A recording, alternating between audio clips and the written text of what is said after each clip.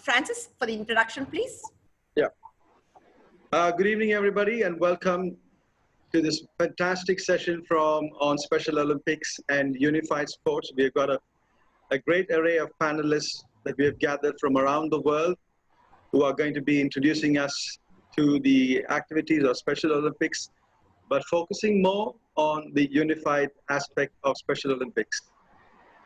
The revolution is inclusion is the theme of Special Olympics, and we have people from the US joining us.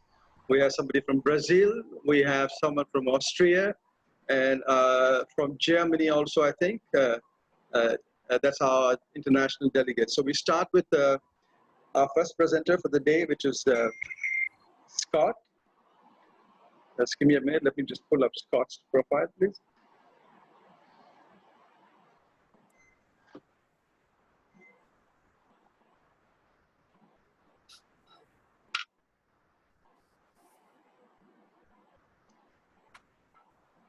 So Scott Gerson began his involvement in Special Olympics as a unified partner in tennis at age 9 in the United States. He has continued volunteering, coaching, and competing over the last 15 years and is deeply passionate about the inclusion of all people. He has professional experience as a physical education teacher in a school for students with emotional and behavioral disabilities, in addition to as being the coordinator of a Special Olympics North America Unified Champion Schools team as an event coordinator. He currently serves as a global youth engagement specialist at Special Olympics headquarters in Washington, D.C., United States. So Scott, we welcome you to this session. Happy to be here, thank you. And next we have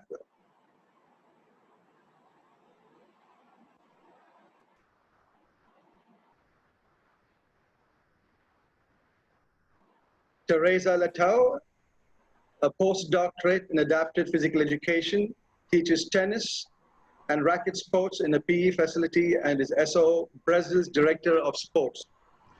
Is presently a member of the Special Olympics team's Tennis Sports Resource Committee, Special Olympics Sports Resources Advisory Committee, and Special Olympics Latin America Tennis Coordinator. Teresa has been a professional for over 33 years, was technical delegate in 3 World Games and all tennis tournaments in Latin America as SO World Tennis Invitational, represented Special Olympics in many ITF events such as ITF Worldwide Participation Conference. In London, a voluntary work with Special Olympics Tennis has been on the local, state, and national and Special Olympics Latin America and world level. Teresa, welcome to the session. Thank you. Good evening, everyone. Good morning, afternoon. We also have, so let me get that out.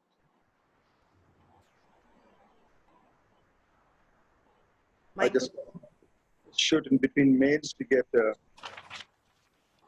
You got it? We have Michael Messerole from the US. Dr. Messerole is the Assistant Director for the School of Health and Kinesiology at the University of Nebraska, Omaha. Dr. Messerole also serves as the Director of Physical Education Teacher Preparation Program. He has over 30 years teaching experience at the primary to grade 12 level and post-secondary levels in physical education and adapted physical education. Dr. Messerole is a co-author of the a Unified Physical Education Resource Manual and has authored articles regarding unified physical education. Dr. Messerole coaches a Special Olympics swim team and officiates wheelchair basketball. He's a dynamic presenter who makes learning fun by making sure all students feel included, challenged, and experience success. Dr. Messerole believes we are more alike than we are different. And games are not sacred, people are. Thank you, Dr. Messerole, for joining us this evening. Thank you. Welcome from Omaha. Yeah. Greetings from India, too. And Usha, you have the profile for the others? For Mukta, maybe you could introduce Mukta too. Okay. Mukta is from the Special Olympics Bharat office and plays a key role as national director. And along with Mukta, we also have a celebrated war hero, Air Marshal Denzel Keeler, who heads Special Olympics Bharat and has been in the realms of affairs for Special Olympics Bharat ever since it was founded, and has been guiding the organization for the last 30 years, sir, or 24 years? 25 years. Yeah, 25 years. So good evening and welcome to everybody here. Dr. Usha, I'll let you take over now. Thank you, Sebastian. We have Maria Dinold, who's from Vienna, Austria. Maria Dinold's sporting career was devoted to volleyball, as well as to dance and creative movement. As vice chairperson of Ich Bin Okay Cultural and Educational Association for people with and without disabilities from 1983. She continues teaching and choreographing creative dance for people with and without disabilities. Her teaching experiences include creative inclusive dance workshops on national and international level, Brazil, Belgium, China, Finland, Germany, Czech Republic, Slovakia, Slovenia, and Venezuela, as well as regular lecture and seminars for university students in Vienna and at numerous Congress presentations in the field of adaptive physical activity. Maria Dinold's lecture, research focus, and publications are in the field of adaptive physical education, activity, theory and practical application, socio-psychological dimensions of disability in sport, recreation and physical education, inclusion of people with disabilities through physical activities, and inclusive pedagogy. With regard to the professional leadership position, Maria is the Vice President of the International Federation of Adapted Physical Activity, IFAPA. She is also the Vice President of the International Council of Sports Science and Physical Education, ICSSPE. She is also the Chair of the International Committee of Sport Pedagogy, International Association for Physical Education and Sport for Girls and Women from 2009 to 13, Austrian Federation of Adapted Physical Activity. She was the president from 2000 to 2014. She has a number of publications. So on behalf of the Ministry of Youth Affairs and Sports, Government of India, Hello India, and Lakshmibai National College of Physical Education, a warm welcome to you, Maria, for this function. I also would like to welcome Scott, the entire team, Teresa, Mike, Mukta, Air Marshal Sir, Dalil, Kishore Sir, all invited guests and participants to this function. Now, Scott, for this session, please. Great, thank you so much. So I'm going to share my screen here. I have the presentation for all of our presenters.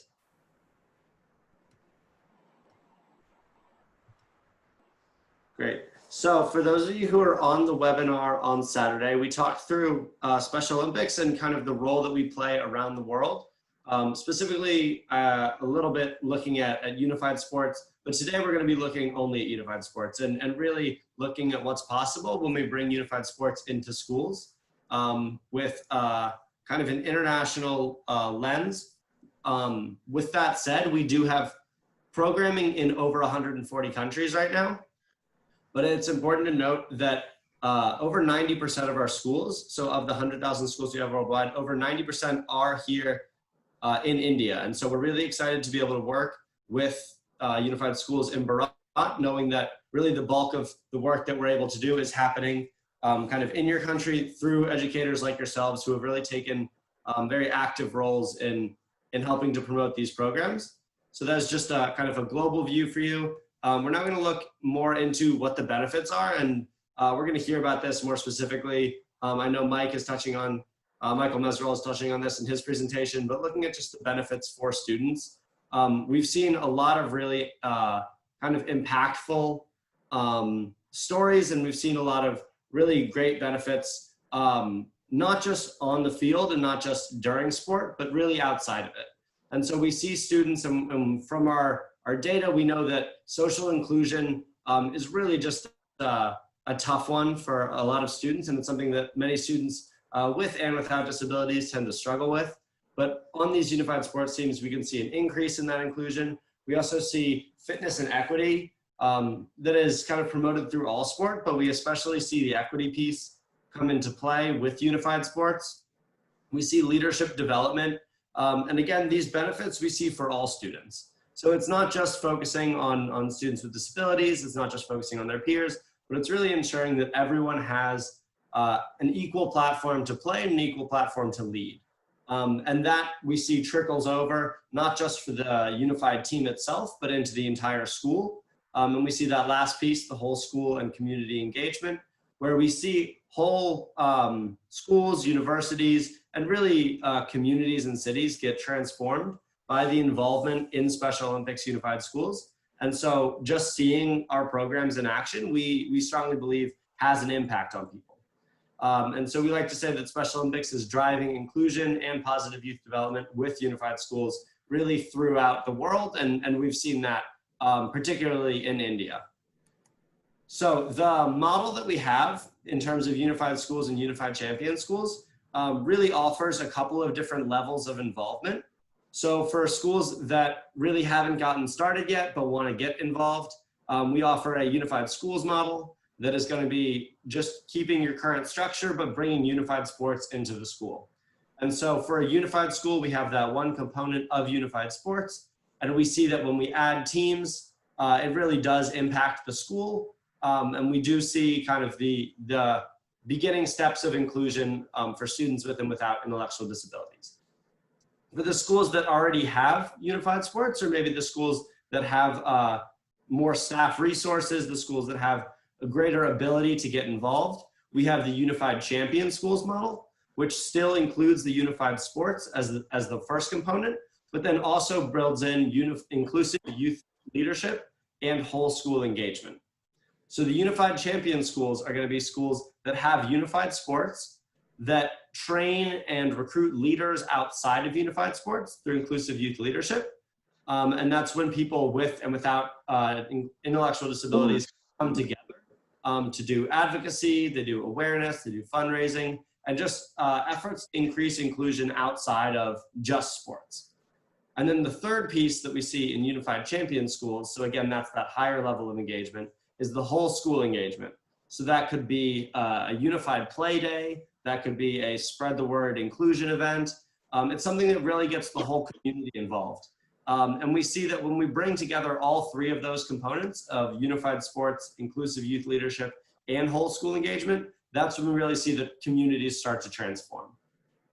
So for those of you who currently have a unified school at your school or are doing unified sports, I highly encourage you to kind of look to that higher level of involvement and to speak to the Special Olympics Bharat team that we have here today about how you might be able to move your school up to that unified champion school level. For those of you who aren't involved at all right now, but who want to be, unified schools is a great place to start. And starting unified sports team, really easy to do. And we'll look at some of those benefits later on today. The last thing I'll add here is if funding is an issue, know that we are fully supported by the Stavros Niarchos Foundation, who has given a very generous grant across 3 years, working in 14 different countries, including India and Brazil, who we're going to hear from later today. But so if you need equipment, if you need any sort of resources, the funding is there, and Special Olympics Bharat can help you get set up to ensure that unified sports is something that is possible at your school, regardless of your level of resource. So we're gonna look at Special Olympics Bharat more closely here, and Mukta has a wonderful presentation for us on unified schools in Bharat. Thanks, Scott. Thank you for such lovely presentation and setting the stage. So Special Olympics Bharat has a potential of 1 million plus schools. And when we talk about that, so we have our Anganwadis, Sarva Shiksha Abhiyans, CBSE, ICSE, Kendriya Vidyalayas, NGOs and institutes, block resource centers, and college and universities. When I say the potential, this is the potential which we have in India. Currently, we are working with Sarva Shiksha Abhiyan and CBSE schools and Anganwadis to be at the maximum level, and we have about 93,000 schools which provide unified sports and are into the category of unified schools. The number of unified champion schools is really less, that is 289, but that is because we have just started. We started our programming in 2015. Scott, can we please move the slide? Next slide, please. So when we talk about these components in SO Bharat, Unified Sports we started in 2014 when ESPN supported us, and major of the schools became a part of it. And programs such as Young Athletes and Unified Sports has actually led the way to create unified schools. And some trends have been visible in communities, like we have been training physical education college students, and the students, they go out in the field and train children. There is a small video which will also focus and give more elaboration on the topic. Thank you, Scott.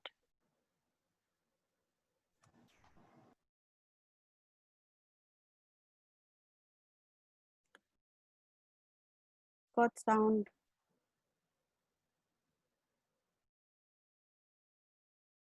Scott, there's no sound coming.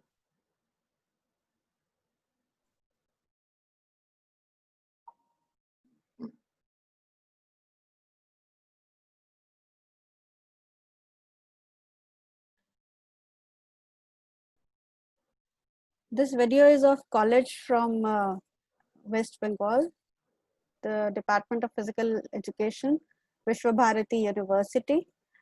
And once the students were trained, they go to the nearby 20 villages to train children in physical education. So this is a truly inclusive model where all the children, they get trained together. This is a school-based plus a community-based model, because they are going to the schools and they are also going to the community, to about 20 villages to train children in sports.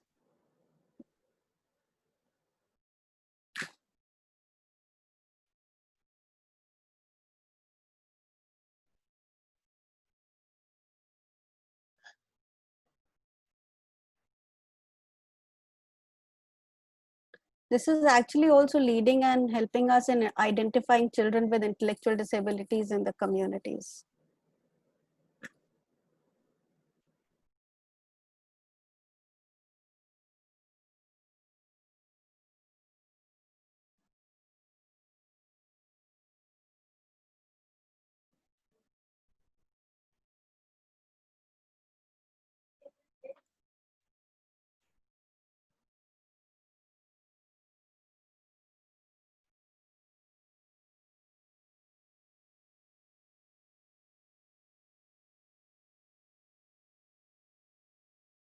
Scott, we can go to the next slide.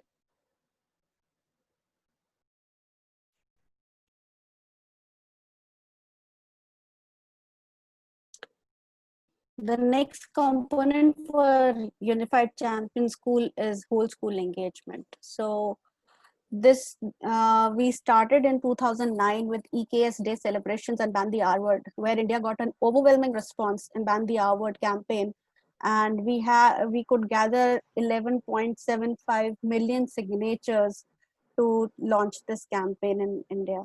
And this project was strengthened by Project Unify in 2011 and further developed with the youth initiatives after 2015.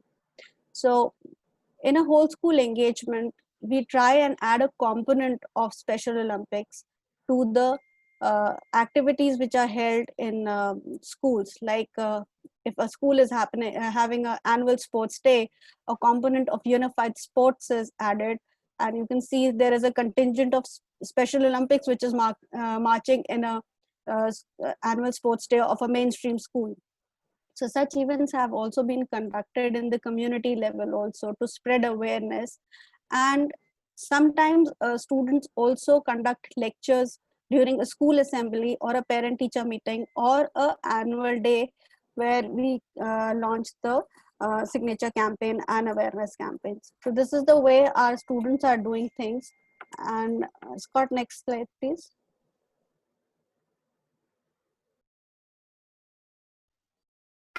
the most important component for Unified Champion School is inclusive youth leadership, which we focusedly started in 2015. So it's a very nascent program in India. And we started with a youth council for Delhi and NCR. And in last year, we could create a national youth council. And this year in January, we created an athlete input council. And now we are ready to create a national sibling forum. Now, many people say that why do we focus on separate engagements and things like that? But I would like to share our experience in it. Like, not only youth leaders, they need to learn how to include people. Athletes also need to learn how to include people. It is not successful till both of them, they engage together and learn about each other. So currently what we have is, we have a national YAC, which has a where we have about 17 members, and each member is responsible for a state. They are also having a unified body. Like if there is a youth leader without intellectual disability, he has a unified body, which is a youth leader with intellectual disability, and they will work together to develop a state program. And when they develop a state program, they work on an adopt a school campaign. In that adopt a school campaign, it is the responsibility of that unified pair to get all the three components of Unified Champions School going in a systematic manner. They go and conduct the orientation, they encourage unified sports, and they also support the school in conducting whole school engagements. Similar things are happening now. We are in a COVID situation. We all know that nobody can interact, nobody can go out. So what we have done is that we have developed a national sibling forum. So this sibling forum is an athlete with intellectual disability whose sibling without intellectual disability work together to create awareness and other functions in their own community. So this is the way we are developing all the three components of Unified Champion School. Thank you. Scott?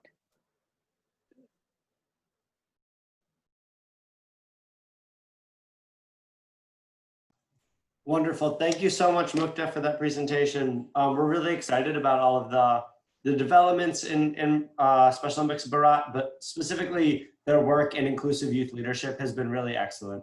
And so we encourage all of you to see how you can get involved as educators to help bring this program to your students.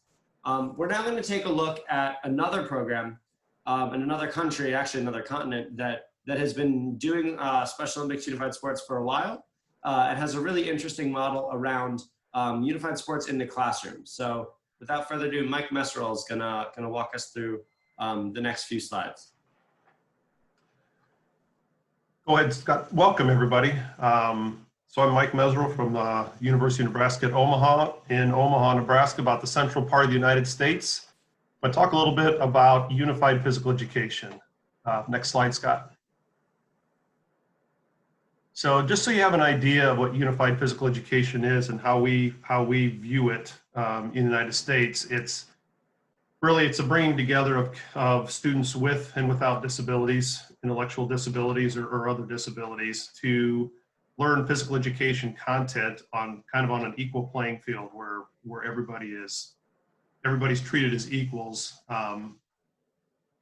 So the purpose is that we work toward the development of skills related to our national physical education standards. But the unique part of it is the goal is to empower all students to foster an inclusive class and school and the school-wide environment. Next slide, Scott.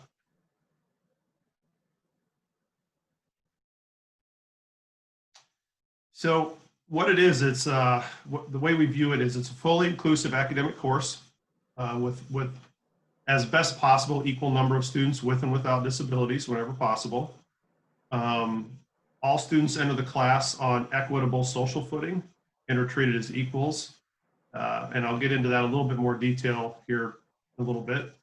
Instruction is intentional to provide opportunities for all students Thanks, Scott. What we found was in some places in the U.S., we have some inclusive schools where we have students with disabilities or intellectual disabilities involved in regular physical education courses, but the instruction was really geared toward those without intellectual disabilities or in any type of disability, and those individuals, those students were kind of put on the sideline. And the goal is to get them off the sideline and get them to be part of the class. So the instruction also to provide opportunities for all students to enhance their motor skill, cognitive, social skills, which is really the whole purpose of physical education. It's based on our national standards, so it doesn't matter if a student has a disability, does not have a disability, we're all working toward meeting those national standards. And in the United States, in order to have that kind of that equal footing, it's all students receive physical education credit. Most high schools require physical education to graduate, to pass physical education. And in this instance, what we're looking at is because all individuals receive credit, it becomes a peer partner type class as opposed to a peer helper type class. Go ahead, Scott.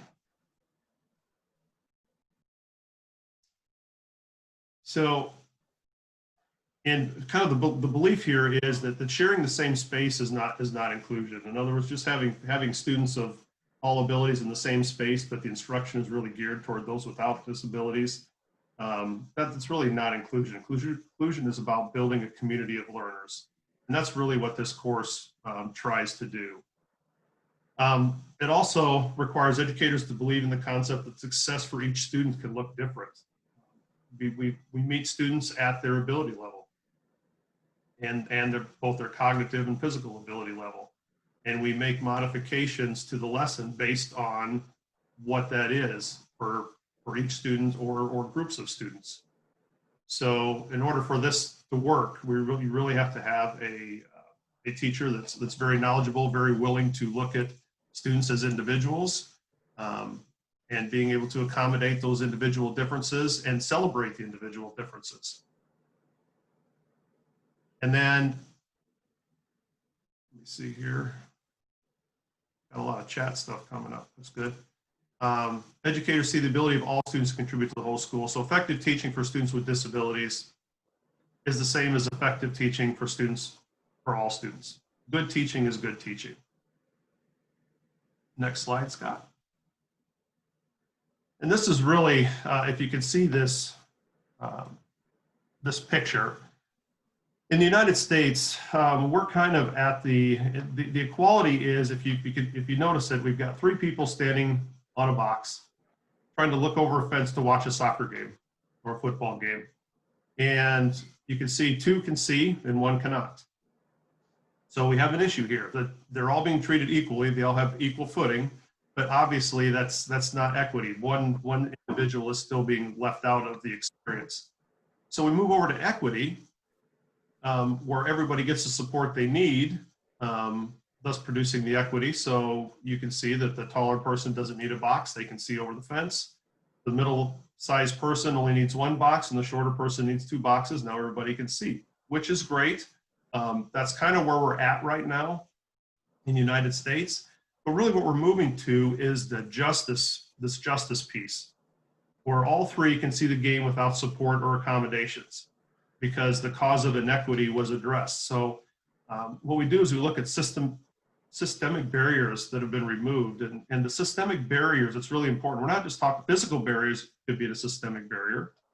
But what we find is that the physical barriers really aren't as big of barriers as the barriers that are imposed on the students by teachers, by their parents, the barriers they put on themselves to be included and be part of inclusion, the barriers that students put on other barriers.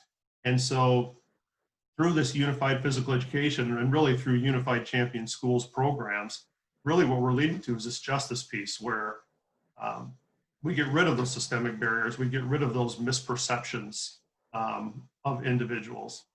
And what you end up with is a class in Unified Physical Education where after a while, students stop seeing the differences and start seeing the similarities of other students, which really goes towards creating a more inclusive school community, not just for the physical education students, but that carries over into other parts of the school, other programs in the school.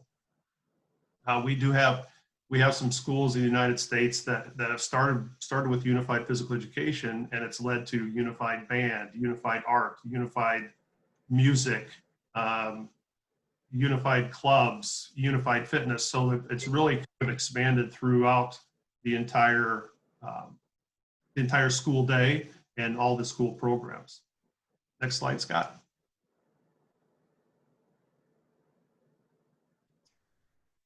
Six goals of unified physical education. These are all based on our national standards. So those of you that are physical educators, which I believe most of you are, this really isn't a surprise. The goal is to increase physical fitness and sport-specific skills.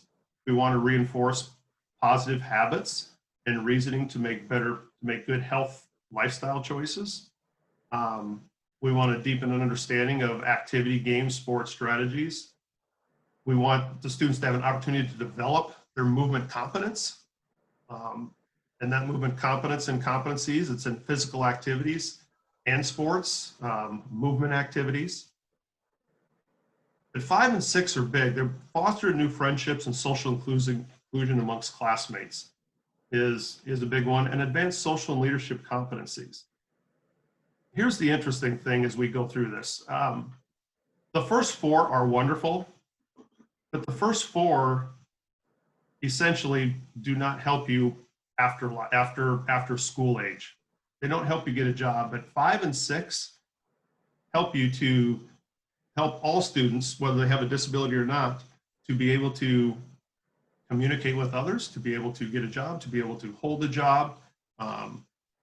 What the other 4 do is help students learn how to handle success, how to handle failure, how to handle challenges, which then by them doing that, it gives them those experiences. So when they're not in their school life, when they're outside of school or after they've graduated from school, they have these experiences to draw on to know how to handle the various things that life brings them.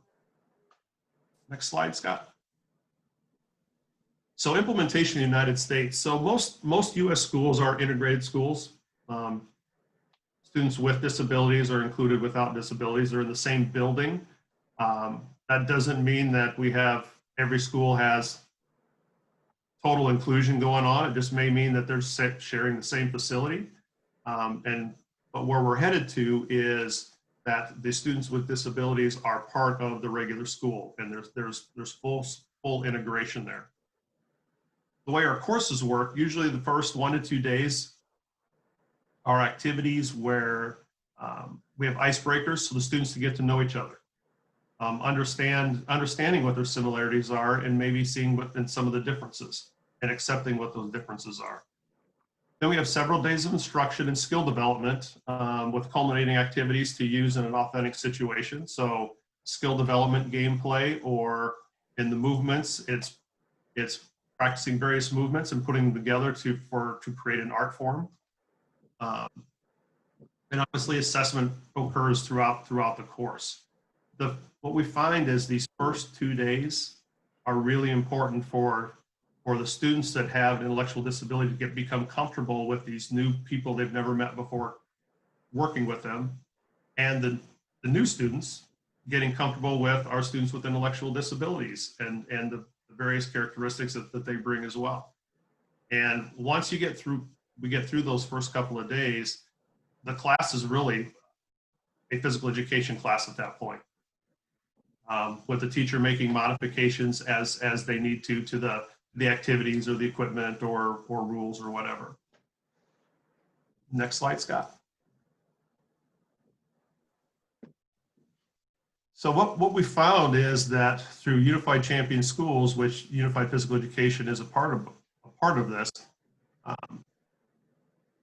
they develop very valuable pro-social skills, and I kind of mentioned that as one of the national standards is those social skills about helping others, how emotions and attitudes can affect others, standing up for something they believe in.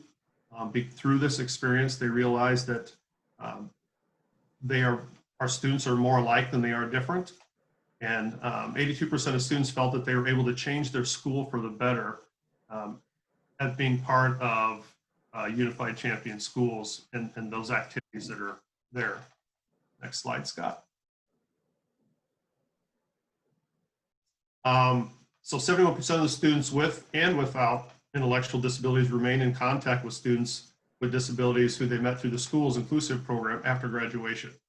So not only are we fostering this idea that we're more alike than different, and we're seeing students who are accepting of others' differences, which in this day and age is very, very valuable. Those friendships are carrying on throughout school. And then 84% of the students generally regard their experience they've had through Unified Champion Schools as a positive turning point in their lives. I think anytime an individual feels included, that makes a huge impact. As does being excluded can make an impact on an individual. Anytime we as individuals include somebody who may be different than us, or we perceive initially as different than us, that can make a positive impact on us as well. Next slide, Scott. So what we see just in the class itself, we actually see an increased physical activity level for all the students in the class. You know, the perception was, well, we have these students with intellectual disabilities, we have these students without, and the students without are going to have, it's going to slow them down. They're not going to be able to be as active. What we're finding is the entire group is more active than in our traditional physical education classes.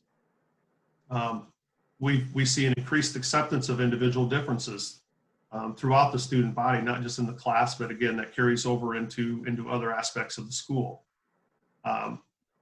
We see an improved positive climate throughout the school. I think this one is really important, that increased feeling of worth in the students with disabilities. That feeling of being, when you're included in something and now your circle of friends increases, that definitely gives them a sense of worth. But that also is true for those without disabilities. They have an increased feeling of worth as well. And then, as we stated earlier, new friendships created that go beyond the school day and even go on beyond graduation.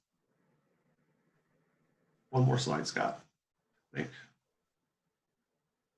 So we gear a successful unified physical education program is when all students are fully engaged in meaningful activities, sharing equally and learning together. That's the ultimate goal, which if you look at a well-run physical education class, this kind of is even whether it be unified physical education or a traditional physical education class, this is really what we're looking for.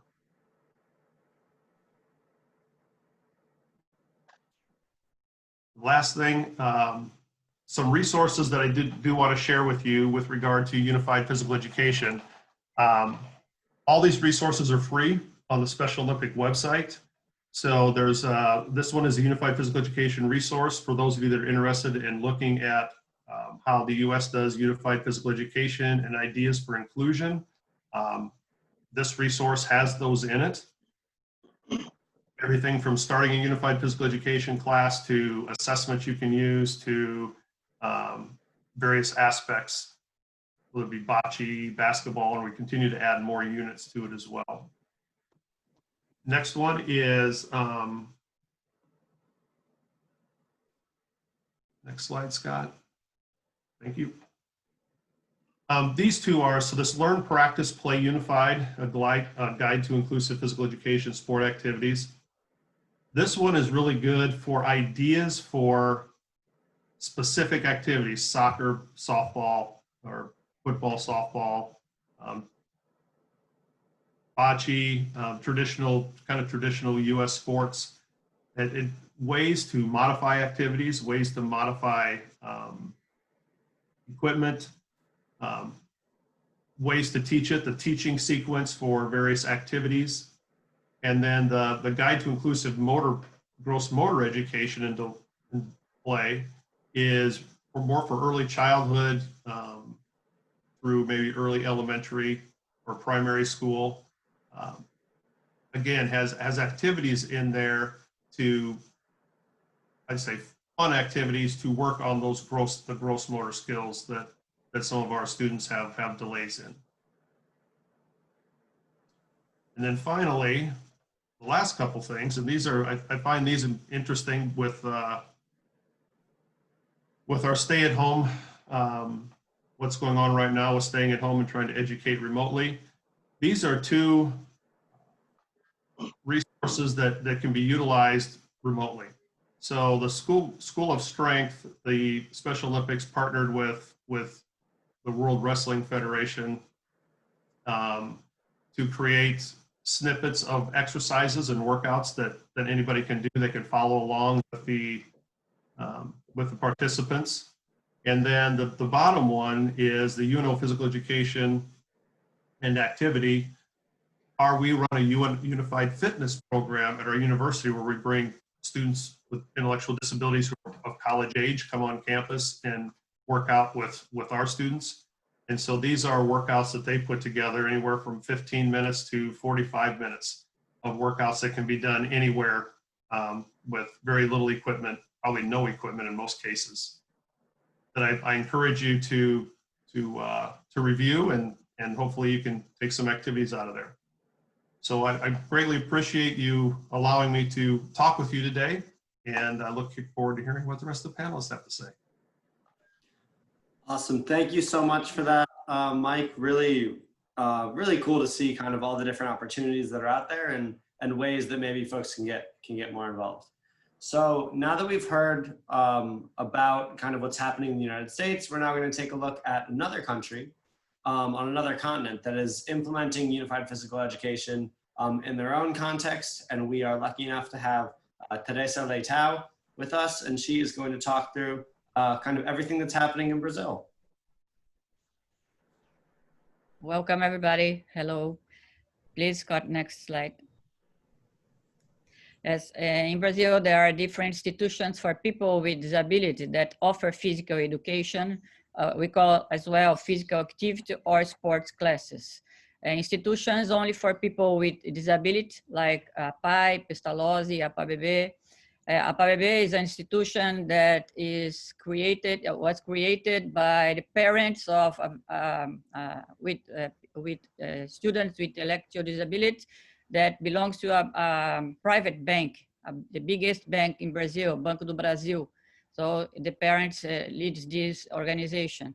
We have Sports Association as Maestro da Bola and PEPT, public park sports centers in municipalities like Peama, Ario, Proeza, Fundec, Para Sports, and of course schools. We have two different schools in Brazil. We have public schools, and in public schools we have municipal schools and state schools, and you have private schools as well. Next, Scott, please. Next slide.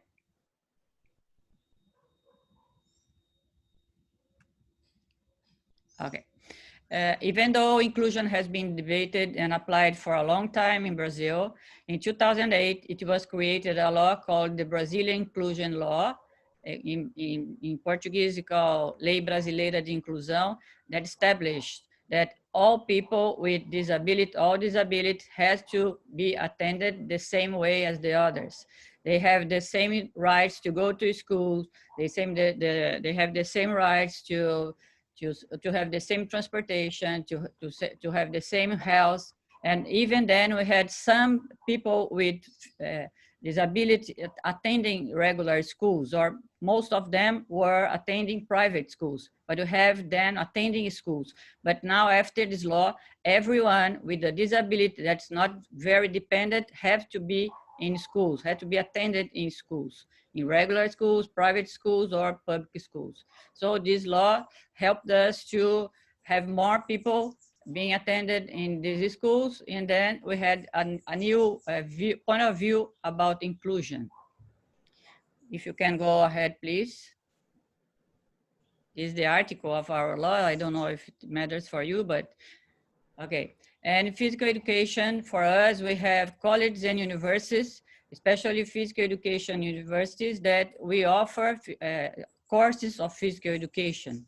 We work at physical education here, we need to work with physical education here. We need to be graduated from college or university and have a professional registry. This above is the registry. And all of this course, adapted physical education, called as well as a special physical education or adapted physical education, is part of the mandatory curriculum. And then we have two different ways to be graduated in physical education. One we call license, when you can work in schools, and other is bachelor, when you can work wherever you want without being in school. So you can work in clubs, academies, parks, private academies, but not in school. So you have different graduation for people attending our colleges and universities, physical education colleges and universities. And not in all colleges, but in many, we teach about Special Olympics methodology. So it's obligatory for them to attend physical education course to work with sports and physical education in Brazil.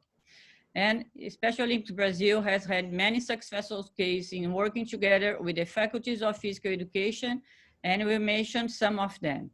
One of them, it's called Adapted Municipal School Games for 6 years in a row.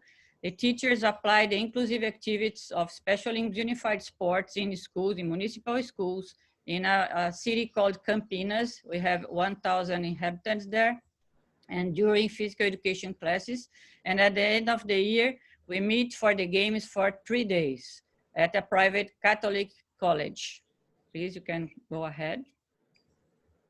Yes, thank you. In the last year, we reached 1,200 students with and without disabilities in 32 municipal and 340 students of physical education course of this college, and others organizing the activities, other students from pedagogy, and 30 of journalism. So they record all events, they send many notices to newspapers, and it was a really good opportunity for our students and for our students from municipal schools and students from our course in this university. In this action, we also had young athletes and health athletes program. This is the main court in this university. It called Universidade Católica de Campinas. So this is the first day, the opening day. Please go ahead. And here we can see all of them wearing purple t-shirts, were students from this college, from the physical education course. And the others, they were divided in 3 days, different activities. So all activities were proposed by our students from this university. And then the students attended 3 days, or they wanted, if they wanted, they could be there only for 2 days, but most of them attended these events for the whole 3 days. And the municipal activities were really important for us too. And the relationship, it is important because they offer transportation, food for the whole competition or the whole activities for every 3 days for our opportunity to give them these unified activities in this university, this college. And then we have many motor activities for them. As you can see, they had here for training, the activities for training the mental to improve their mental skills too, and not only running or throwing or doing balance skills. You can see many pictures from our events. Okay, please go ahead. Another, yes. And this is the young athletes activities as well with our students from the university. Another one, please come back, one. If you can come back one, please, Scott. Okay, oh yeah, thank you. So you have seated volleyball, we have throwing activities, we have here many students from one school that attending young athletes. So we have many activities and funny activities. So they spend a very good time with us. Go ahead, please, next one. Next. Yes, thank you. We have athletics opportunities for them too, and swimming. Most of our schools do not have swimming pool on their venues. So they, to those who knows how to be in water, they were attending by our students from this college, and then they had the opportunity to be in our swimming pool, having a funny activities as well. So we had the opportunity to all of students of all schools, and it was very good for them. It was the first opportunity for the most of part of these students to go outside their schools, the regular schools, and to attend these events in another venue, in a college with very good professionals, and they were amazing activities. So it was very good. The evaluation of the coaches and the teachers and students were amazing for us because they were really appreciated the opportunity to be there. Again, the next one, please. Yes, more activities. We have rhythmic gymnastics,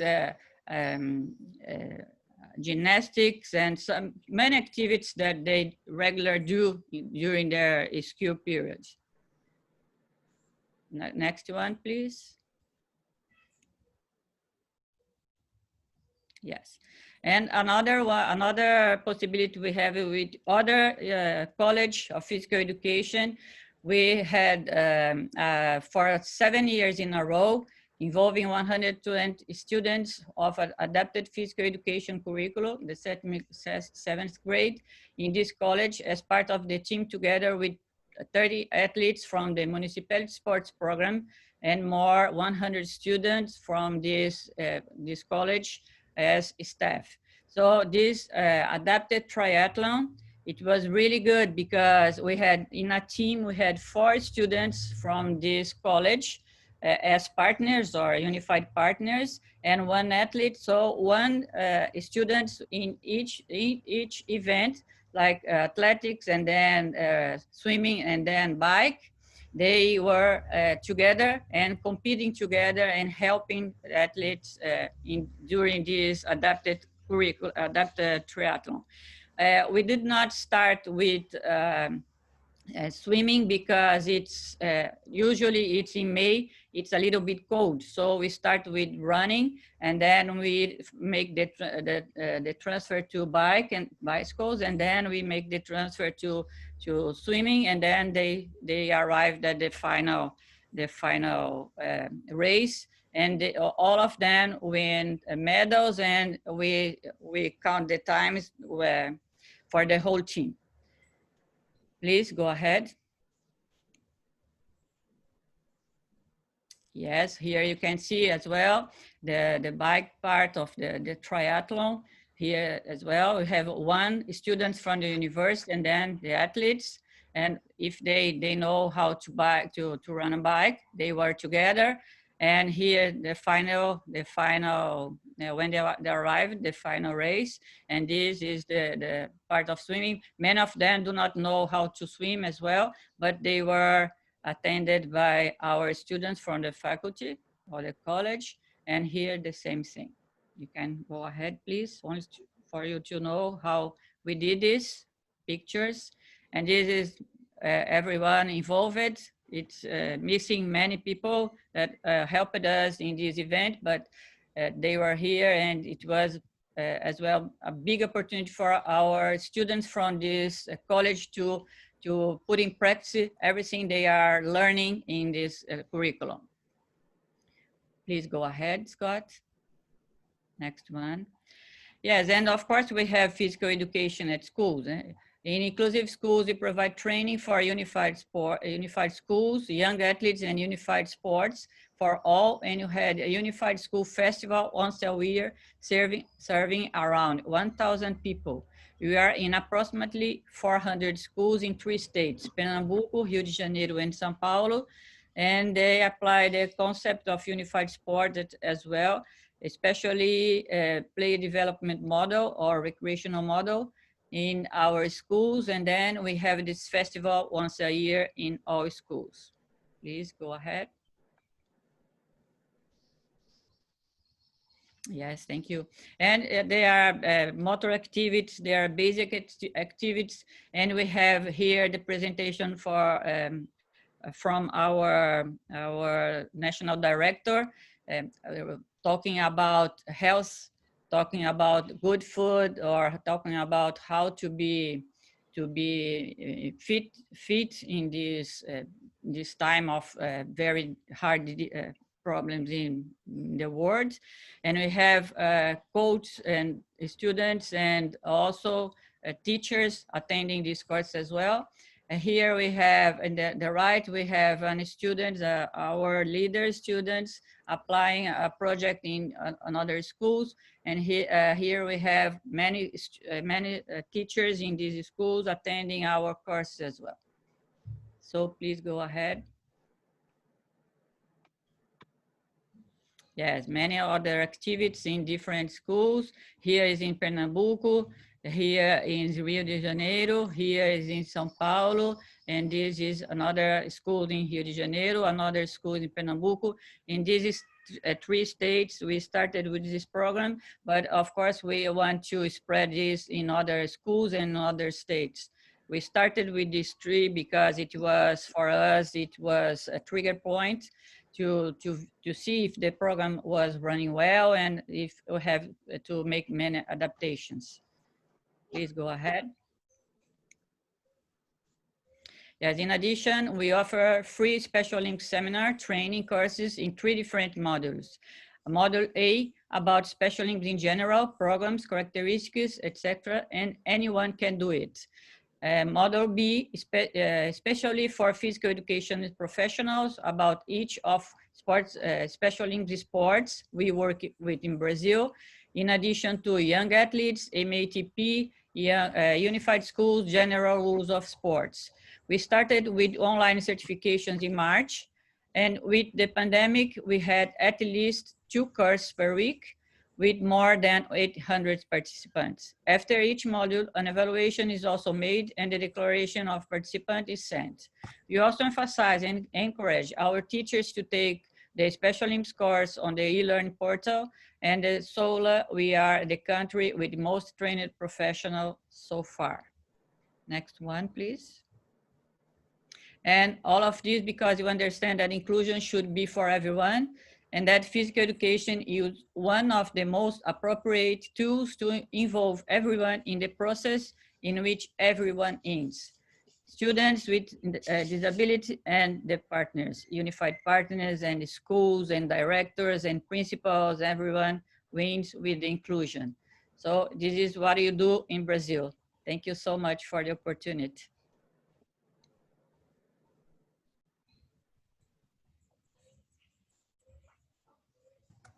Wonderful. Thank you so much, Teresa. I really appreciate both you and Michael being able to join us today. And also thank you so much to Mukta for telling us kind of everything going on in Bharat right now. For anyone who is interested in getting involved and who wants to learn more about the program, we're lucky enough to be joined here today by Mukta, by Air Marshal Keeler, by Dr. Kishore, everyone else who has kind of that ability to get you connected. So definitely really excited to see more involvement out of Bharat in years to come. Thank you, Dr. Usha. I appreciate it. Scott, could we have a session by Maria? Followed that, we'll have the question session. After Maria takes a presentation. Okay, Maria, for your presentation, shall we take on the presentation? Yes, please. Can you do it? Yes, share the screen, please. Okay. So we have Rosa with us and Beatrice. Hi, welcome. I'll welcome Rosa and Beatrice. Hello, Beatrice. Hello, Rosa. So I tried to share mine, but I'm not sure if it works. No, Okay. Okay. So I probably can follow up on what was said about Special Olympics, because of course we also in Austria have connections to Special Olympics. Yeah. And so meanwhile, I can tell you that we also organized the World Games, the Winter Games in 2017 in Austria, in Schladming. And I think there are new competitions on dance as well with Unified Special Olympics. And there were some demonstration in Abu Dhabi and in Austria. So does it work, please? Or shall I don't see it. Prajapati ji, please share your screen again.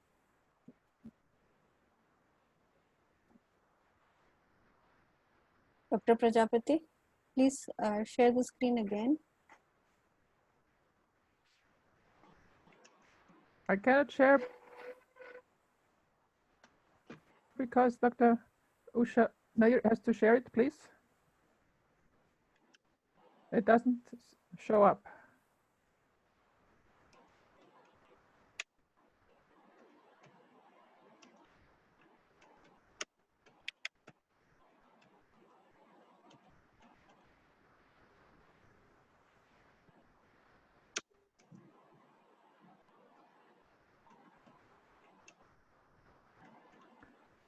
So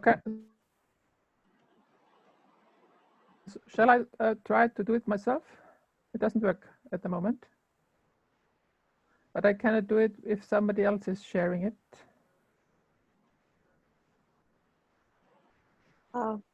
Francis? Yeah. The screen share is not happening. Please connect with Dr. Prajapati and resolve.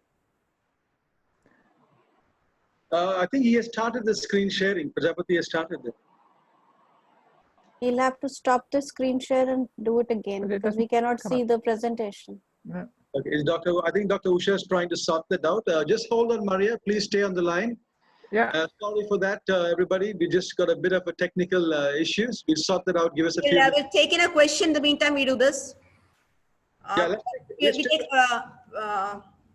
You could take a question, please. In the meantime, one question, and in the meantime, I'll be sorting out. Yeah, I think this one, somebody has asked a question about the stigma regarding intellectual disability, children with intellectual disabilities.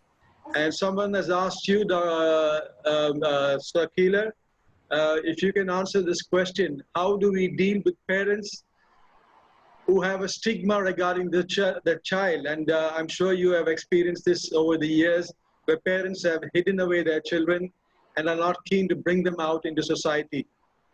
And Marshall, can we get an answer for you from that? Yeah, can you hear me? Yeah, yes, we can hear you, sir. We work very closely with the parents, and generally it is not a normal thing to see amongst the people, because by nature the parents are sympathetic to their children and to, even if they are special. But if we find there's a person who's treating, who has this disease of looking down on the child, then we definitely intervene, and if it gets worse, we always intervene with somebody who's a counselor, and then after that a psychiatrist. But this is something that is very rare. I have not seen it in my experience, and all we get a few cases, and that's treated in this manner. Yeah. I think we got Maria's good to go now. Thank you. Yes, Francis. Yes. We could start off. Maria? Okay. Can you put it on the screen completely? It's on the screen. Yeah, but just to show it, not the side, just the middle there. Yeah. Can you put it? So I would like to talk about inclusive creative dance pedagogy, as it can be applied in physical education or dance education as well. So will you put the next slide, please? Next. Can you change to presentation mode? This would be necessary. Put here. It's okay. It's okay. This is fine. No, but the next slide and presentations mode. You didn't put it on presentation mode. You see the normal mode. In presentation mode. Please. Yeah, it's in presentation mode. No, it's not. Sanjay, can we go? Dr. Sanjay, can You have to put it on the screen. And the next slide, please.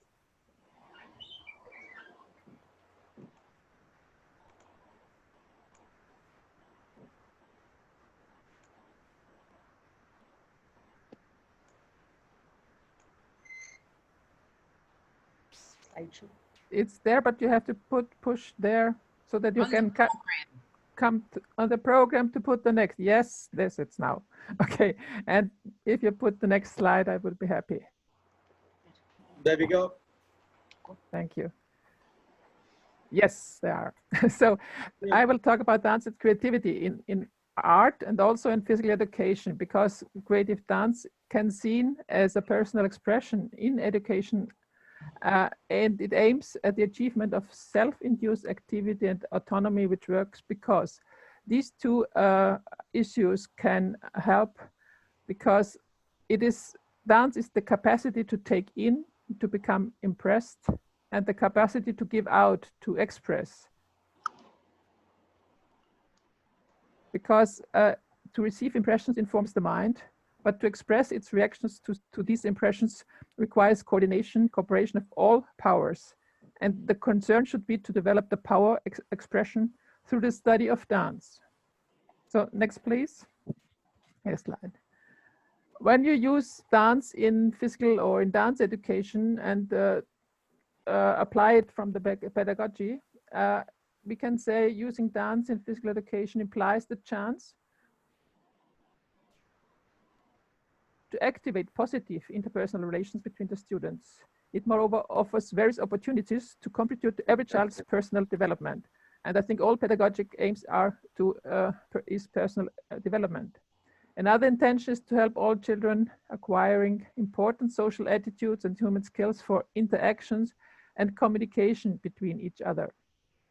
A dance classroom or physical education dance room is a place where all students can be successful for within the confines of this space. A broad spectrum of learning preferences are addressed and multiple intelligences are acknowledged and validated. Next, please. Through all my investigations, which I did through last years or then since long, I found a few important factors to go for inclusive dance pedagogy. There are some of them are, for instance, the significance of movement when used in a media of creative expression.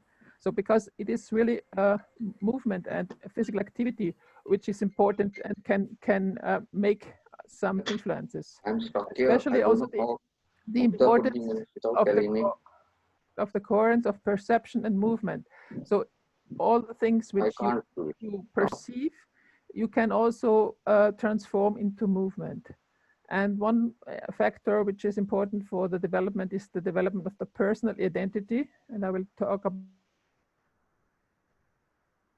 about some of these facts in practical application. And of course, when you learn to dance and to move your body, you have experience of the structures of space and time. And this can be also help to improve the orientation space and time outside of the dance. So the next, please, I would talk a little bit of the development of personal identity.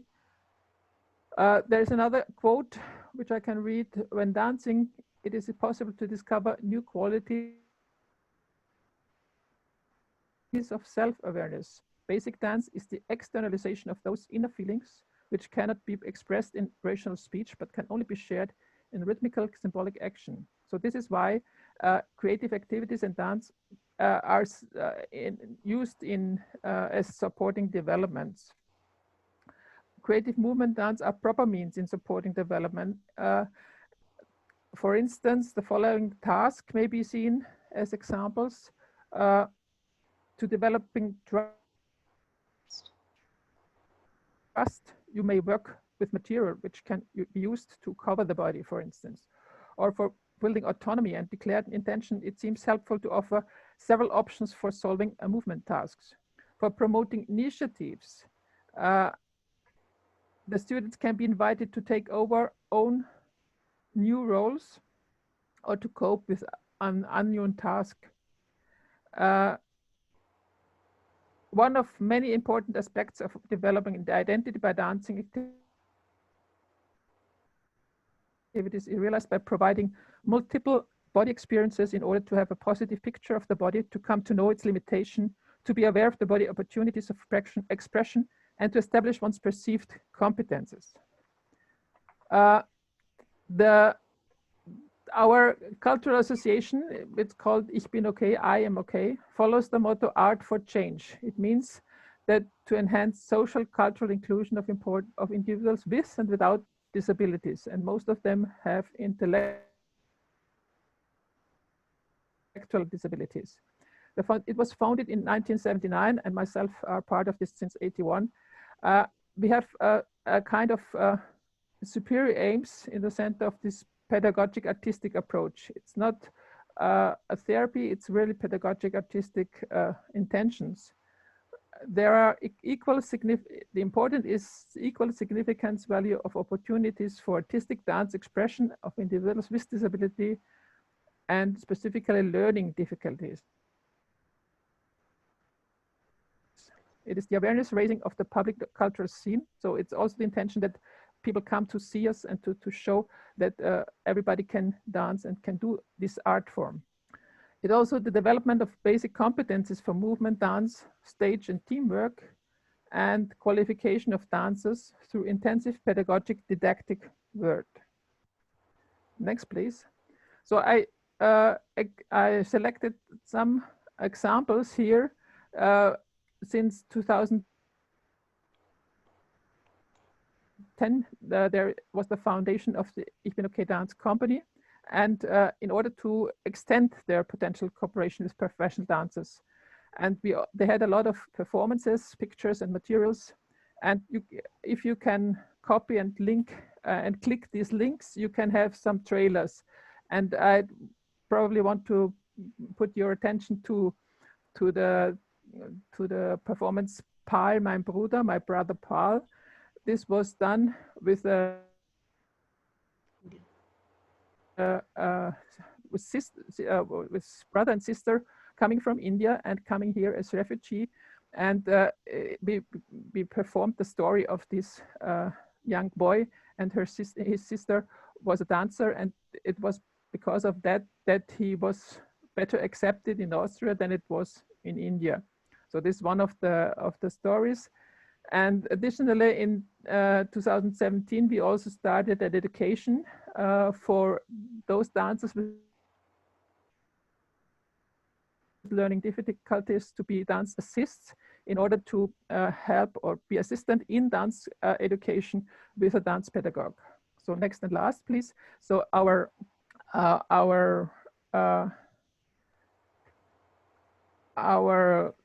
next aim is, next slide, please. Our next perspective for dance assist is to cooperate with various institutions and with schools and clubs, etc., and to have new participations. So please, last slide. Oh, yes, that. So thank you for your attention. You can also have some of these links and see if you can put some videos. Thank you. Thanks, Maria. This was a wonderful session. I know this was to be a full session, and we love to have a practical session, but we'll make it in future because of that dancing, that's more meaningful when you do it practically. So we have a few questions. Great. So we'll start with the questions, please. And we take up, I think there are a few questions. I think Francis just took up. Francis?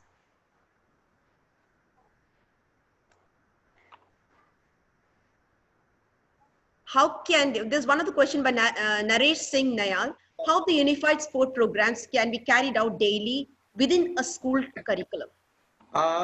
Usha, I'll just answer that one because we are doing that at Montfort. So that will be an example of what happens in India. And then probably Mike and somebody can come in and talk about what happens in the US. What we do within our program is we have 175 children in our inclusive program in school. It's 3,000 students, and we have 3 children in every class with special needs. So our children, when they come in, they are identified as children with special needs, and they're brought into an inclusive program. And some of the children have got, depending on their ability levels, they have a shadow teacher who supports them through the day, and they also have IEPs, they have individualized education plans, which is for their academic work. And we also try and create a basic IEP for them for physical education. The children's, through the whole day is spent for them in class with their partners, with their regular students in the classroom. And they also move away from their classroom to go and attend their therapy sessions, because we have therapists on site in school that work with speech, with physical therapy for the people who require that. So it is a part of our school curriculum that we totally support them in every possible way. It's one of the largest programs in the city of Chennai. So I think Mike can come up with something regarding how it works. I'll add to Francis, because we do not know your school, whether it's an inclusive school or a segregated school. So yes, no, not about your Francis, but the person who has put in a question. Yeah, so we do not know whether you have an inclusive school or a segregated school. So in India, when we are talking about the segregated schools, what we do is we normally pair them up with a special school nearby in a vicinity. And then we fix up a few days where the children with and without disability, they come in and play together. Because many places we have segregated education systems. So this is an addition to Francis. Yes, Francis, inclusive schools have the best model, but the segregated schools have this model. Please, Mike, you carry on. In the US, so we're similar in some ways, as we do have some schools that are very inclusive, and we have many schools that are not very inclusive. And what we found that the way that how the inclusive schools get to where they are, a couple things happen. One is you have a teacher with a lot of motivation who's excited, that has this idea, and then share with an administrator, and the administrator backs the idea and thinks it's a good idea. And honestly, without administrative support, the things that we talked about do not work. And so the good news is, when you have administrator support and the administrator sees all the good things that's happening, administrators talk to other administrators in other schools, and that's kind of how the word gets out. And then it starts to spread. Hey, have you thought about trying this unified champion schools model? Have you thought about adding unified sports to your offering? Have you thought about doing unified whatever during your school day?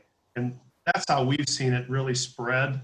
I would say the schools that have the best models are those that the entire group of teachers, every teacher in the school has bought in to the purpose of unifying a school. So that's kind of the way it works here. It's somebody has an idea, it's a good idea, and they get support from their administration. Yeah. So yeah, I think the questions, because when you talk of the Indian context, maybe as Mukta is saying, or maybe in Francis, but I don't know, when we also started a adapted physical education course at this institute of Lakshmi National College of Physical Education with the support of our principal. And we did have a lot of initiatives like, I think Mike and others showed of having in our students going into various sectors. It's not just with those with differently abled, either with mental retardation, also with those of the blind and with the cerebral palsy.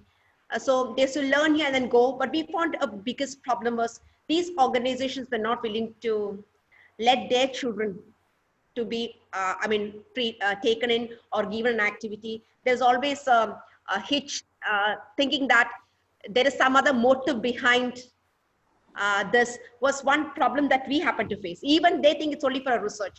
So we were wanting to do it, but we found a difficulty in getting in and trying to reach out. So I'm sure with the help of some of the suggestions that you're given, we should try, but how to break that barrier and try to see that we also have an access reaching them. And we are ready. Here we have a full force who are willing to take up. We conducted the Special Olympics here. There are students. We did have a course on adaptive physical education. Just because these students, our products could not get into a job was the main reason the course tended to close down. But we did have a course. So that was one issue. But this, and after that we found, but I think in this context, definitely there should be a platform where we think we can start something new, revive it, so that only in these special schools you should have teachers who have undergone a special physical education should be the ones who should be getting into such a job. So I'm sure this is what maybe Mike could speak to. So if I understand you correctly, what I'm trying to figure out the question. Okay. Is it who should be teaching or the training of the training? Okay, so in the United States, so my physical education teacher in our program, they have one adaptive physical education class as well.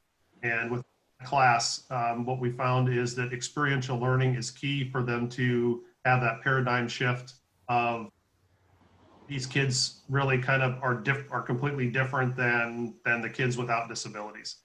And so through those experiences, we do see that paradigm shift, and they start thinking, oh, I can teach these children as well as I can the typically developing children. So that's I think one answer to your question. The other thing that I was going to say is with the stigma that some parents have about their children, or maybe it's not a stigma, maybe it's just being very protective because they don't want their children to get hurt or to be teased or those type of things. That's very real, and we have that in that in the U.S. as well.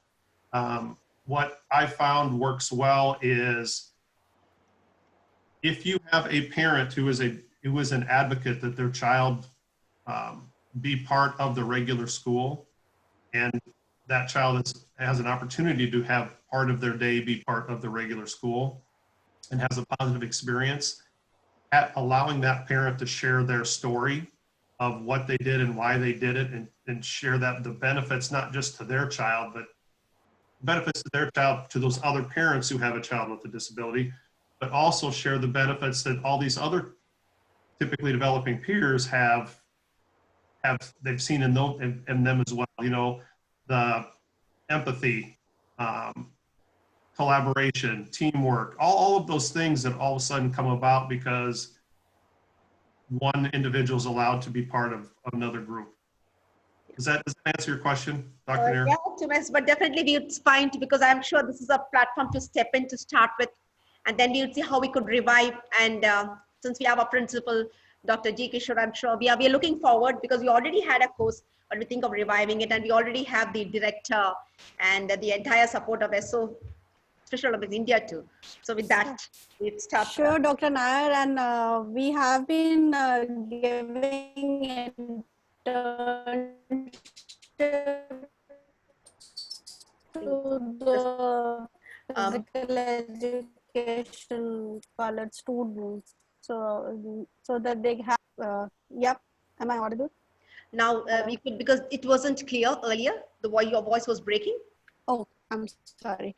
So what I was saying was that the physical education colleges where we have partnerships, we have their students coming in and doing internships in various special schools, and they are being trained by us, by the Special Olympics coaching system, into young athletes, unified sports, development sports, and all the sporting curriculum of Special Olympics.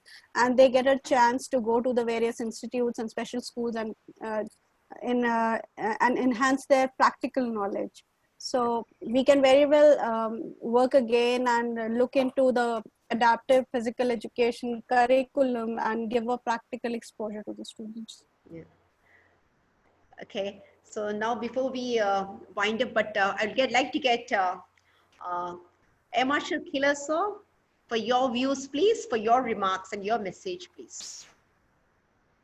Which are the remarks? Because so many have come out, I was wondering what. Yeah. So could you, a message that you would like to give? Okay.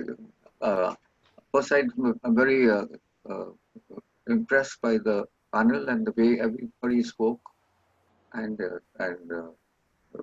covered so many subjects so intensely that it really took us a bit of an effort to be able to follow up. That they are looking through to each and everything. I was really surprised. And there's so much we don't know. So much has to be passed on in this system, because I'm very, very surprised and I'm very pleased and happy to see so much of knowledge being given us in this little meeting which we are having. That's why I thank you, and of course, Usha and the Dr. Saab for having taken on this responsibility and invited us and enabled at least me and my staff to see how much more we have to go, because we did have a feeling of contentment and a settlement, but I think that's turned it all up now. There's much more for us to do and to reach out for the children. Another thing is that we have such large numbers that, you know, like in the last 20 years, we've taken 20 years to reach 1.5 billion, 1.4 million. So we have a big population to deal with, and we have to look everything in that context. So these little special things that we do are just very small in comparison to what the world is. Our world is really. Anyway, I'm so grateful that you've come to India and given a high level panel to speak to the people, and I'm quite certain that it's going to have its impact, and they will be helpful to us as Usha and as Dr. Saab Kushwaha has been for all these years when we asked for his help. So thank you for everything. Thank you, sir. Thank you so much. Professor Kluka, please, for your remarks, please. Well, I'm very impressed with all the people who are on this webinar. Those of you who are participating and listening and asking questions and making comments, you are very blessed to be able to have all of these people with you this morning. These are esteemed individuals in their field. By the way, do you all know Annette Lynch and George Smith? Yeah. Mike, do you know Annette or George? Yes. Yeah, those, I have had them in my path in life for several years in the past, and good people who are truly dedicated to what's going on.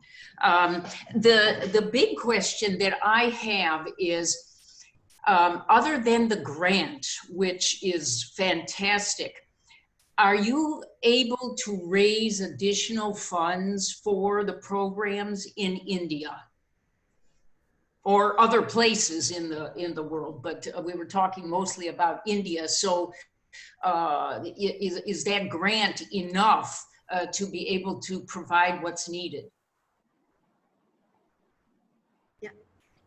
So I'll take that. SNF Foundation has been very generous, but we have a support of other foundations also, like we have Hasbro for Maharashtra, and we have ESPN, and there are many other grants which are supporting it. So yes, we are into it, and we have found some local donors as well to support the program. So yes. Yeah. Mike, would you like to answer this? I want to add something here. May I add something here? That, you know, we have become a federation. We are the only federation, sports federation in the world. And what the government has done is recognize us as a federation, included us. Can you imagine the magnitude and the hugeness of this inclusion? And they put us on par with the athletes, the champion normal athletes, and the federation's money is distributed. So our source from the government is such that as whatever be required to go to the World Cup and come back and win, of course. So we have that fund. to deal with all the sports and bring our sports program to such a big, a huge quantity. Now, with this type of support, we find that what we need for the non-sports activity is what we are only talking about, but not for the sports activity as such. And unified, it comes in between. But I feel as far as unified is, you can always join the federation programs which are all there. So we can run a program like that and invite you. In fact, if you see the latest strategic growth papers which came, they have given number 3 for the 5 after 5 strategies. Number 3 is leadership, athlete leaders, and youth leaders will be included in everything. So now look at the thing that has opened up to us, that every time we run a program, we put 5, 10, whatever it is, they'll be a part of the organizing committee. So the inclusive is something which will take over the whole program at one point of time. And there's 2 circles, we said they will overlap in no time at all. And today it's like this. Now the policy is that whenever you've got a platform which is paid for, the cost is the platform. So we have a platform, so we just include all these things. So ours is a special case maybe, but as far as we are concerned, we are the only federation, and this government support which we are getting is substantial and very significant, especially for a country which has hundreds of people. And we end up going to Abu Dhabi, I think 300 athletes. We came back with 369 medals. So all this is put together that our program is substantial there. It's only when the other non-things come that we have to look for funds. Thank you, sir. Rosa, Dr. Rosa, for your remarks, please. Hello, what a pleasure to listen to you all. I'm really fascinated.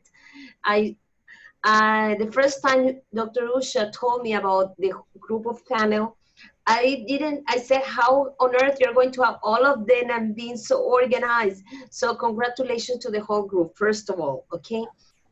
And I just have one question, because constantly from different organizations, and particularly from government organizations, we are asked, inclusive or segregated schools? You are the expert.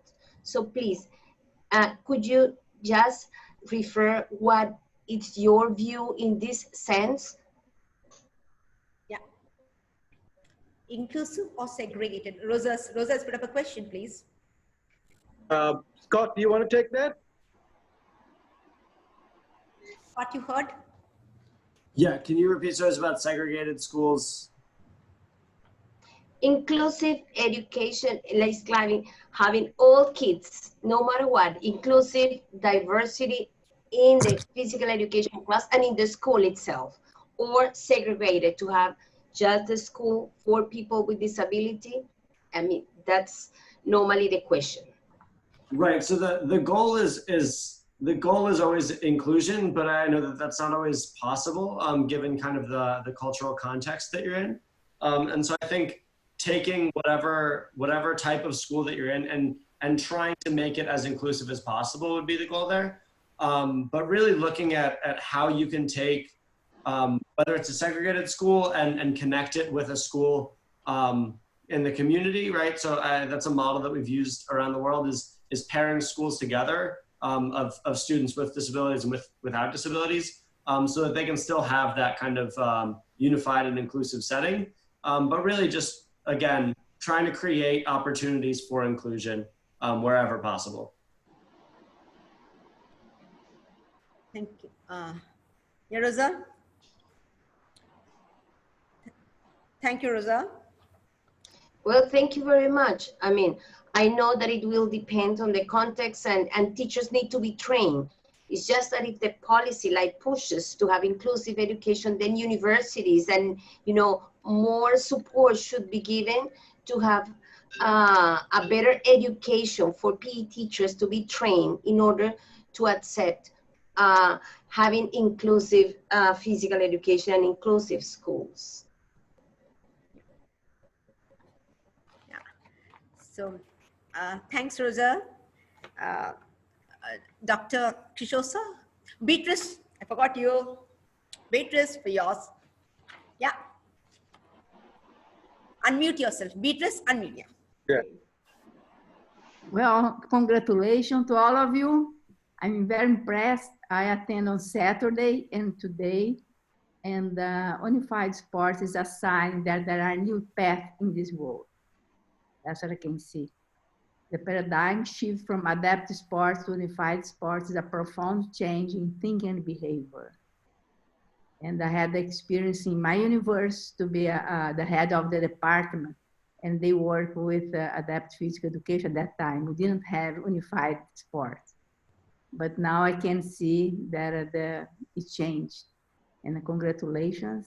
And then one question that I would like to know, what's the next step that you think that you should take in your country, in your area? Yeah. The next step, anybody? The next step in regard to what, Beatrice? Well, Platform, whatever seminar, what is the next step? Our school, or the behavior of people, I mean, to include more people. I mean, there's, I know, if you go in this direction, that's the next step. Yeah, yeah.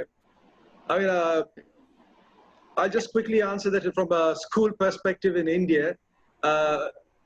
We have been trying very hard to showcase our school we're a part of the community called the Montfort Brothers of St. Gabriel. And when we had our first one of our conferences here, the heads of Montfort schools all over India, there's about 140 schools in India. We had a conference here for them. And we showcased our program, and we made a strong appeal to them. Even though we belong to the same community, many of our schools are inclusive schools in different areas.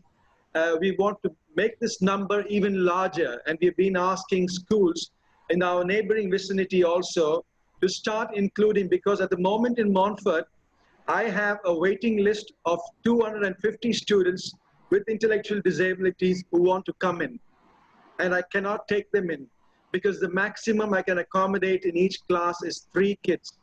I cannot have more than 3 kids with intellectual disabilities, because our classroom sizes are large. We have a classroom size of 55. So we have 3, and then we also have, some of the kids have got shadow teachers who work with them. So we cannot have more than that. And we are trying very hard to pass this message on through our Unified Sports Day, when we invite schools to come in and experience what we are doing. And we are telling them that when we started also, we had all these same questions. How are we going to manage? What are the difficulties? And it was an absolute challenge, and still is a challenge. Every day is a challenge to run an inclusive school. But we find answers to it. But as long as Mike said earlier, if the leadership in the school is supportive, then your battle is won. The most important thing is to make sure that you have the support of the leadership in school. And then you can bring in the school and the community, and then it will slowly fall into place by itself. Of course, we need the support of trained personnel to run the program. Thank you. Thank you, Francis. Dr. Kishosa, for your remarks, please. Can I make a comment? Yeah, sure. Sorry. Okay. Yeah. Okay, because I think inclusion in physical education is an extra thing. It's a different thing than inclusion in regular academic classes. And many of the teachers are afraid that they cannot afford what is needed, the adaptations, etc. So it is really important that the policy starts to encourage, and also the education of the teachers is reinforcing their capacities, their competences. Because if your mindset is telling, yes, I can do it, you can do it. But if you're afraid, you cannot. So hopefully it helps. Thanks. Thank you, Maria. Can I comment? Sure. Yeah. Yes, for us, the main issue in Brazil, it's almost nobody knows Special Olympics. This is the first issue in Brazil. So the second one, when you talk about inclusion in schools, when you talk to the principals, and they say to us, come on, you are talking about inclusion. We already do inclusion. So when you show them that it's different too, we are giving them more tools to help the inclusion in their schools, in what everything they are already doing. then they change their mind, because we teach them how to divide students in that school or that class in using their ability levels. So you use this platform as Special Olympics use, dividing all students without and with intellectual disability or other disabilities. When they divide them by levels in everything they want and they have ability to do, it's much better for them, for everybody. So it is easier for them to understand when you show them that dividing all students by levels or by levels or whatever, and this is much better for everybody, and then they understand inclusion, the inclusion we are talking about. So this is our point of view. So you want to spread in other states and other schools, of course. Thank you, Teresa. Dr. Kishore, sir? Yeah. Thank you, Dr. Usha. After having heard everyone and having the concluding remarks, what I could say is that, you know, this is one of the I think elite forum. I don't know whether in the recent past there would have been ever a collection of experts from both sides. That is, from the side of the special category of the challenged, as well as from the general. Some of the best experts in the world has sat together and exchanged a lot of thoughts, views, and there is a consensus emerged here that this inclusiveness is a need of hour, and it need to be taken up in accordance to the provisions in a very rapid pace or fast pace. What Mr. Air Marshal Denzel Killer has mentioned here, I would like to especially emphasize, because we have 1.5 million to be catered to, and that's a huge figure, and it needs equality and equity, both, as one of the presenter mentioned. That is something which is need of the hour. So there is already a bill, and everyone has accepted. There is no, and they have all shown some of the best ways, some of the best strategies, some of the best systems, some of the best which can be followed. So what I could suggest, that in order to put it into reality, this need to be taken up further, and this need to be taken up because we need statutes to be formed. We need this to come into, like, what has been told by Mr. Francis Sebastian, that he has got 250 applications every year, but he is not able to do anything. This is something very, something which is what needs immediate focus and attention. How can we, after having got the 250 applications, a state where we cannot address their genuine demand, is something very, very, I could call pathetic. So we need to act upon it. So I think that the consensus emerged here with some of the best experts in the World Forum, deliberated together, need to be taken forward. How this to be done and what should be the modus, I think we will have to decide. That may be offline by the experts, we can decide, but there is a felt need that this need to be pushed hard and pushed forward, so that we cannot let it go like this. This inclusiveness and unified physical education is something which is needed. That is what I could make as conclusion remarks, and whatever best we can do from our side, we would be happy to do that. And how, what we need to do, how we need to do, and strategy need to be evolved.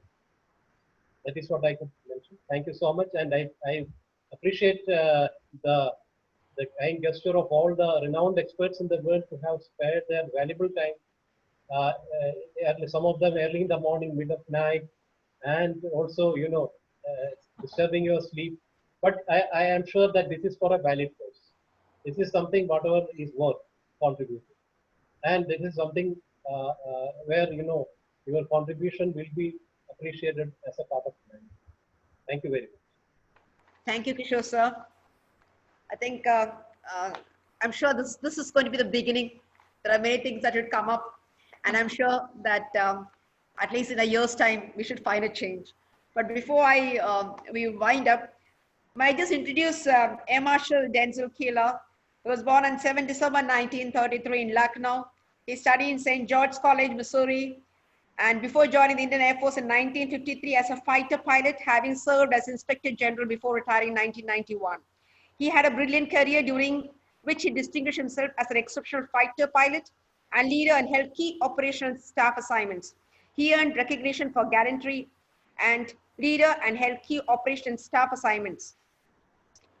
Distinguished service of an exceptional order, receiving 4 presidential awards from 4 distinguished service for an exceptional order, 4 distinguished consecutive president's award, Param Vishishta Seva Medal, PVSM, Kirti Chakra, KC, Ati Vishishta Seva Medal, AVSM, and Veer Chakra, and 4 commendations from the Chief of Air Staff, thus making him the highest decorated officer in the country. So I salute you. In 2004, he received an award from the Special Olympics International for his leadership and efforts to reach out to over 450,000 special children.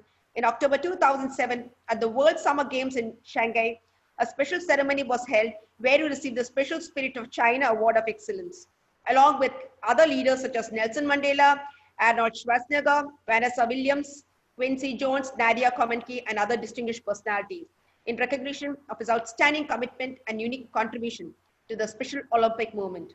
In the words of Air Marshal Keeler, PVSM, KC, AVSM, VRC, we have maintained a policy and record of sustained quality growth.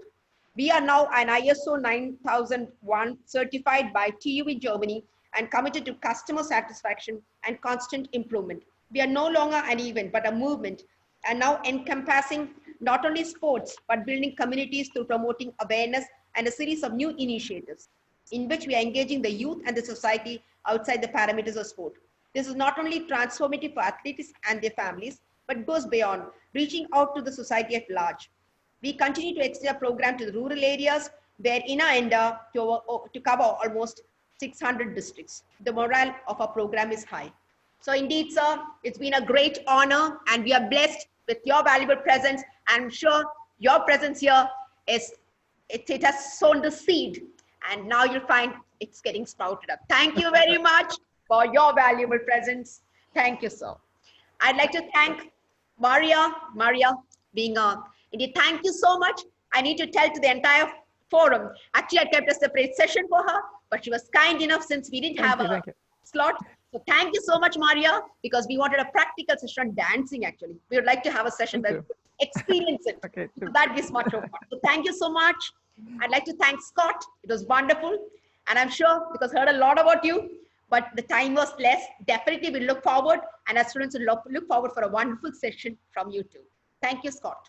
I'd like to thank Mike. It was wonderful because I think the statement that you put across, where I think it's fun and you give an opportunity, you make everybody feel alike. That's the greatest service whichever a human can do. I think this is a lesson that you've taught us. So thank you so much, Mike, for this wonderful session. I'd like to thank Teresa. All of these are sportsmen. She's a tennis star. When I saw your photograph, I was so much inspired. We have Maria from volleyball. I think Teresa from tennis. Teresa, thank you so much for this wonderful session of yours. And we look forward. And I'm sure this should not be this is just a beginning, and hope that we get connected. I'd like to thank Mukta, ma'am. I think it's indeed an honor for us. And I'm sure with this, we get connected and this should be the stepping. So thank you so much, SO, Bharat and India. I'd like to thank Kluka. I know the light comes in. Sometimes when you don't see the light, I always say the light isn't there. Kluka, you bring in light for our program. And it's been so nice because getting up early morning for all these days from the first, you are there who are attending to us regularly. Thank you so much. And thank you, Rosa. You're the one who got us the world. I always say you got us connected across the world, which was never there.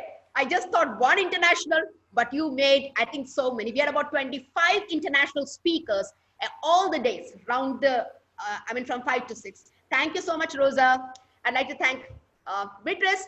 Thank you so much, because Beatrice is an anthropologist, but her service is great, done a great job. So thank you so much for your valuable presence. I'd like to thank our principal, Dr. G. Kishore. For all those sitting over here, it is our principal, such a wonderful person. You just need to put across things and you would see that it is done. So that's the biggest, I think that's a support for us. Anything you say, he says, come on, go ahead. So that's the best part of him. Thank you so much, sir, for the valuable support and your gracious presence. And he makes it a point of attending all the sessions. All the international sessions, you'll find him throughout sitting, hearing, and I'm sure this is going to fetch results. Thank you, sir. I'd like to thank Francis Sebastian for being hosting it so well. Thank you so much, Francis. I'd like to thank Sanjay Prajapati for this. And I also would like to thank all the invited guests, because I know there are a lot from various sectors, all the participants. But before we wind up, we have a session tomorrow by Mr. Alexandria Selva, who is an assistant director for football, assistant coach, who also coached the team which qualified for the Rio Olympics 2016. He's from the Portuguese.